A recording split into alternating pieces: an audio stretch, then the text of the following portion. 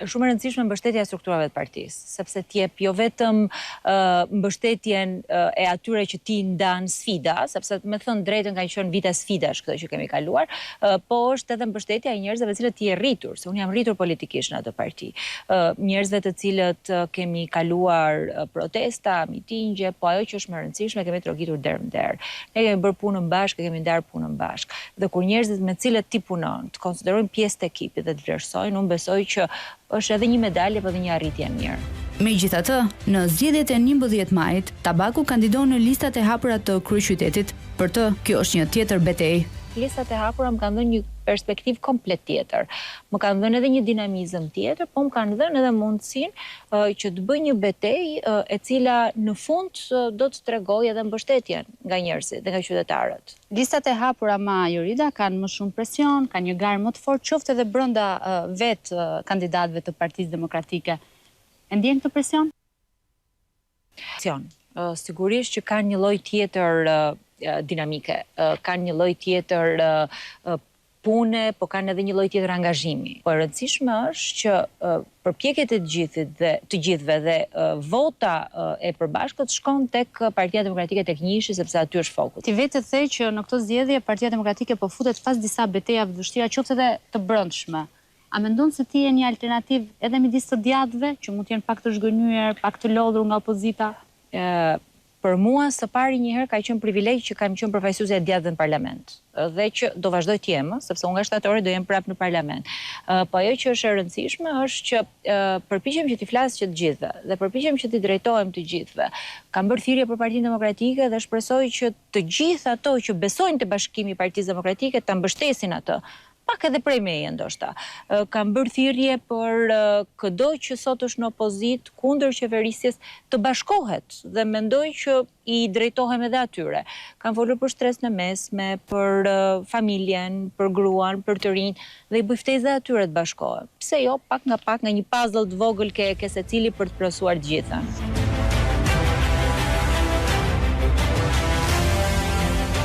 Me një fushat ku spikasin video spontane, takime në terren, dëshmi të qytetarëve dhe një narrativ pozitive, Tabaku shpalosi një tjetër anë të vetes, më personale dhe më dinamike, ku në qendër nuk është vetëm figura e politikanes, por edhe gruaja, nëna, profesionistja që njeh realitetin dhe sfidat e përditshme të kryeqytetit. Thotë se nuk kërkon të imponohet me premtime të mëdha, por të lidhet me njerëzit dhe këtë pa e bën përmes terrenit, por edhe rrjeteve sociale, aty ku sot luhet një pjesë e madhe e betejës për vëmendje dhe besim.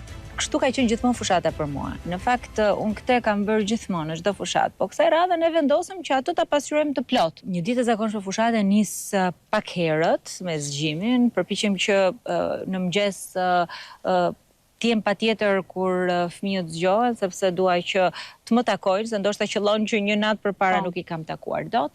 Dhe përpiqem që edhe në orën 4 të jem në shtëpi kur ato vinë, ndërkohë që gjatë gjithë ditës është ndar 4 orë në mëngjes në terren, 4 orë mbasdite në terren. Koha e drekës nga ora 1:30 deri nga ora 4-5, ose mbledhje, ose organizim, ose takime të vogla informale dhe e njëjta gjë ndodhet edhe pas orës 8:30 në darkë. Je gjithë kohës në kontakt me njerëzit, çfarë shqetëson Jorida?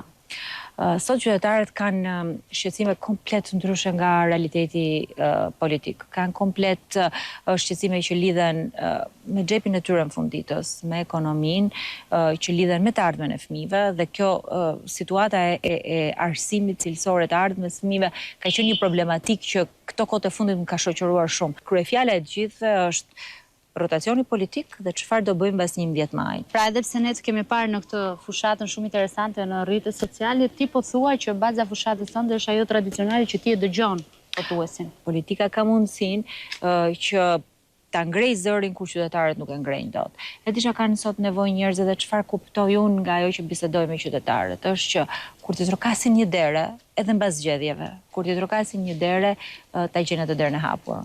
Kjo ka qenë në fakt një parim që unë kam pas në politikë dhe do ta kem edhe nga shtatori. Cila ka qenë më e vështira që ke thënë jo, unë këtë nuk e bëj dot? Po videot e Instagramit janë komplet natyrale. Asnjëra nga ato nuk kanë skenar. Po s'kan skenar, ke politikan tjerë plot me skenar. Ato janë komplet natyrale. Duke veshur atleten kur je i lagur qoll, duke ngrënë qoftë tek Mehmeti që unë i haj gjithmonë. Kush më njeh e di që unë shkoj atje gjithmonë. Kështu që janë gjëra komplet natyrale.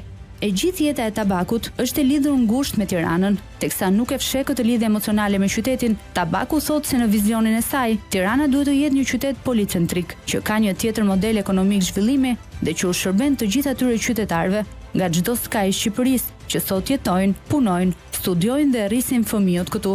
E kam shumicën e jetës lidhur me Tiranën, sigurisht që kam një nostalgji për Tiranën e vjetër, aty ku unë jam rritur. Tirana sot ka ndryshuar shumë. Tirana sot është Tirana që ka mikpritur shumë komunitete, është Tirana që mirëpret të rinin që vjen dhe studion këtu, është Tirana që i ka dhënë edhe forcë dhe shpresë shumë të rinjve që kanë dashur largohen nga qytetet e tyre. Nuk është Tirana ku jam rritur unë, po për mua është gjithmonë qyteti më i mirë në botë. Sot është një qytet tjetër Tirana. Për çfarë mendon që ka më shumë nevojë? Sot Tirana ka nevojë për frymë. Ne u përpoqëm shumë bashkë që ta gjenim këtë vendin këtu. U përpoqëm, folëm, biseduam bashkë se ku do të ishte vendi më i përshtatshëm që unë të kisha mundësi që të flisja edhe për qytetin edhe për veten dhe ne nuk po e gjenim dot. Këtë vështirësi kanë edhe shumë familje shqiptare. Nuk dinë se ku t'i çojnë fëmijët për të lozur. Një çift nuk di ku të blejë një apartament dhe si ta blej atë, duan vite punë që se arrin dot një çift normal. Për mua Tirana përfaqëson atë që është Shqipëria sot. Dhe Tirana duhet të ketë një zhvillim ekonomik që së pari t'japi energji shtresës mesme. Tirana duhet të mbështesë bizneset e vogla dhe sipërmarrjet e reja që vijnë nga të rinjt, sepse sot jo çdo i ri mund ta ketë vendin administratën publike.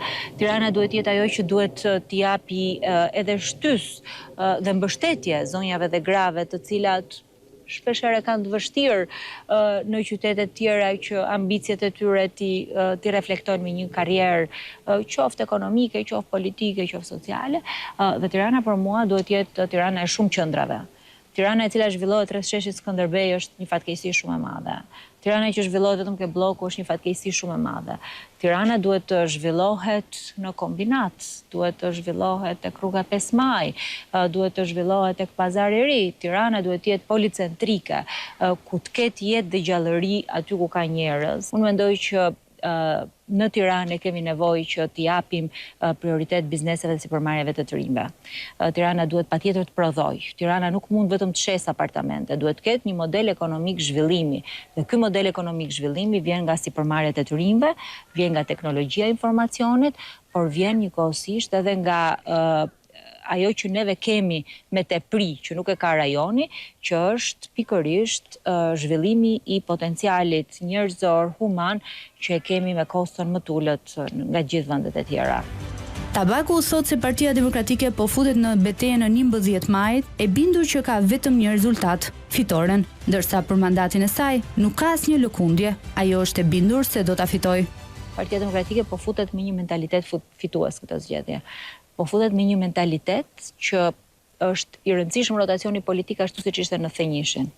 Është e rëndësishme që gjërat të ndryshojnë për Shqipërinë përgjithësi, për Partinë Demokratike, sigurisht, po është e rëndësishme që gjërat të ndryshojnë për qytetarët. Dhe unë besoj që kjo është më rëndësishmja. Po futet me një mentalitet që nuk ka rëndësi as për Joridën, as për Lidën, as për askënd në vetë të parë, po ka rëndësi për qytetarët. Këto zgjedhje kanë rëndësi për shqiptarët. Si njëri që e njeh mirë shifrat, a ke një projekcion real për këtë zgjedhje sa mund të fitojë Partia Demokratike? Shiko, Partia Demokratike në 2021 bashkë me aleatët ishte tek 17 deputet. Unë shpresoj shumë që kjo shifër të shkojë në 19 deputet. Në skenarin tënd më optimist, Partia Demokratike merr 19 mandate në Tiranë. Po. Pra 12 të listës së mbyllur dhe 7 nga lista e hapur. A mendon se njëri nga 7 mandate të takon ty? Unë mendoj që do ta marr një mandat në listë të hapur. Do ta fitoj një mandat në listë të hapur, do ta fitoj sepse e shikoj tek mbështetja që kanë qytetarët, e shikoj tek reagimi që kanë njerëzit, e shikoj tek shumë grupe të cilët ndoshta më përpara nuk kanë besuar për të votuar tek politika, për shembull, është një grup që unë po i flas tani, profesionistë të lirë. Pra janë shumë njerëz jashtë politikës që mua më bëjnë të besoj që kjo është e arritshme dhe që unë do kem mbështetje. Gjatë këtyre takimeve besoj ke patur mundësi të takosh edhe skeptik, që nuk besojnë te Partia Demokratike. Si mendon se mund të shkosh tek elektorati gri? Tani skeptik rastis plot, se nuk është normale që të takosh vetëm njerëz që të mbështesin. Ka qytetarë që ndoshta Partia Demokratike mund t'i duket jo zgjidhja e duhur në këto momente. Edhe këto janë edhe biseda që shpeshherë ti zhvillon me dinamizëm. Kur unë kam dikë i cili është mos besues edhe ndaj ofertës, filloj ulem edhe diskutoj gjëre gjatë. Së pari, a je më mirë sot apo ishe dje? A paguan sot më shumë çmime më të larta apo dje? A marrin prindërit pensionin më të lartë sot apo dje? A ka ndikuar rritja e çmimeve në familje apo jo? Pra, filloj që përpiqem që ta bëj diskutimin me to, duke nisur nga shqetësimet që ka secili.